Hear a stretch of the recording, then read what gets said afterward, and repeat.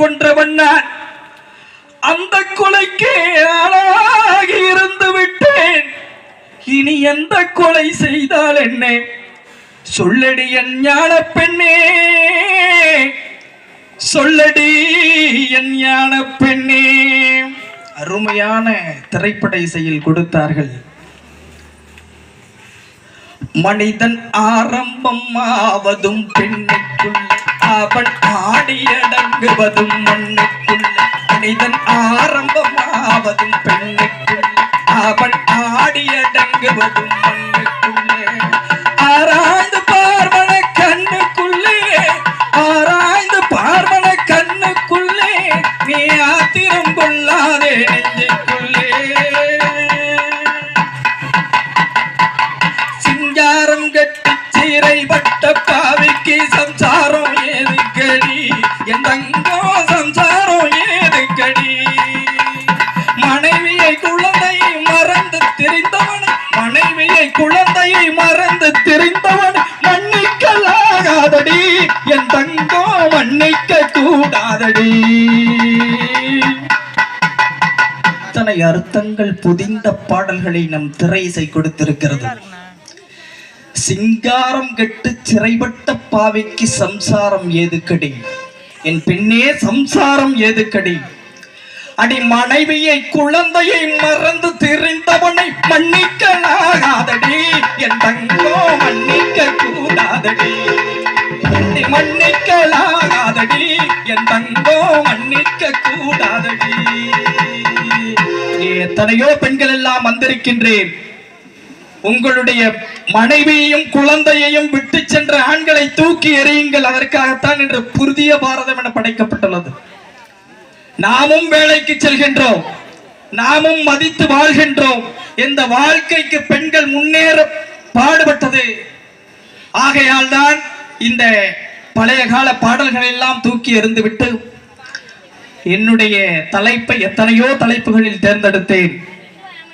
நாட்டுப்புற பாடல்கள் என்று வைக்கலாமா, அல்லது திரை இசை பாடல்கள் என்று வைக்கலாமா, அல்லது நாட்டுப்புற பாடலா திரை இசை பாடலா, அந்த திரை இசை பாடலிலே பழைய பாடலா புதிய பாடலா, ஆண்களா பெண்களா, மனைவியா கணவனா, சேர்ந்து வாழ்றவனா விட்டுட்டு போனவனா? இப்ப எல்லாத்துக்கும் மாறி போச்சு காலம். இங்க இருக்கிற யாரும் சேர்ந்துதான் வாழ்றாங்கன்னு நினைக்கிறேன். வெளியில எப்படின்னு தெரியல. அப்படியும் இளைஞர்கள் கூட்டமே வரமாட்டாங்கன்னு நினைச்சேன். என்கிட்ட சொன்ன ஆளெல்லாம் சொன்னது 7 மணிக்கு தானே ஆரம்பிப்ப. நான் 7 மணிக்கு போயிட்டு 10 மணிக்கு வந்துடுறேன். ஏன்னா காளியாட்ட நிகழ்ச்சி இருக்கு, அதை பார்க்கலான்னு நினைச்சாங்க.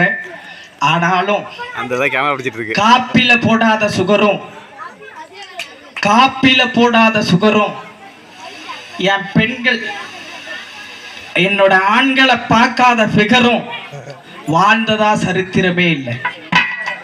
அதனால பாத்துறாதீங்க. அப்படி யாரும் வல்லன்னு நினைக்கிறேன். இப்படி என்னுடைய பேச்சையும் கேட்க அவளோடு குழுமி இருக்கின்ற அனைத்து மக்களையும் வரவேற்று பட்டிமன்றத்தின் தலைப்பானது மக்கள் மனங்களில் இடம் பிடித்து தடம் பதித்த பாடல்கள், மக்கள் இசை என்னும் நாட்டுப்புற பாடல்களா அல்லது திரை இசை பாடல்களா என்ற பாடல் வரிகளோடு இந்த பட்டிமன்றத்தின் பேச்சாளர்களாக என்னுடைய பெரும் அழைப்பை ஏற்று இங்கே வந்திருக்கக்கூடிய இரு அணி பேச்சாளர்களையும் உங்களின் பெரும் கரக ஒளியோடு வருக வருக வருக என்று உங்களை அன்போடு வரவேற்கின்றோம். இன்னும் நல்லா தட்டலாம். மதியானம் வடபாயசத்தோட சாப்பிட்டோம். நாளைக்கு இதே கோவில்ல மட்டன் பிரியாணியும் போடுறேன்னு இருக்காங்க. அதனால காலையில விடிஞ்சு அந்த பிரியாணியும் சாப்பிட்டுட்டு நம்ம போகலாம். ஏன்னா 3ஆம் நாள் மாரியம்மனுக்கு விழா எடுத்தா பேச்சாயி கும்பிடுறதுன்னு ஒரு வழக்கம்.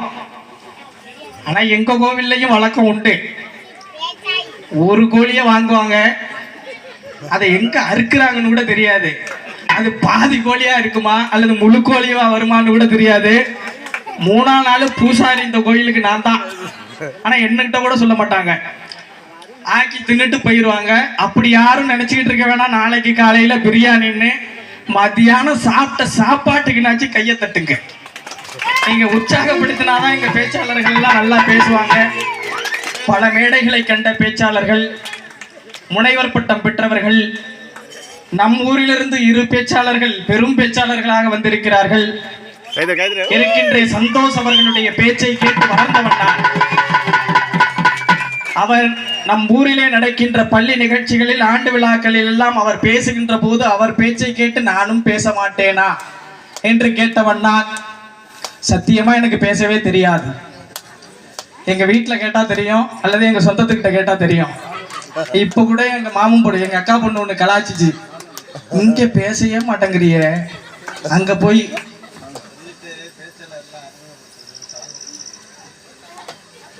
இங்க பேசவே மாட்டேங்கிறிய, அங்க போய் ஏதாச்சும் பேசுவியா? உனக்கு இந்த மைக்கா பிடிச்சா மட்டும்தான் பேச்சு வருமா? வேற எதுலயும் உனக்கு பேச்சு வராதா அப்படின்னு எல்லாம் கேட்டுச்சு. நானும் நல்லா பேசுவேன், ஆனா வீட்டுல பேச மாட்டேன். அது என்னமோ தெரியல, அப்பையிலேருந்து நானும் இப்படியே வளர்ந்து வந்துட்டேன்.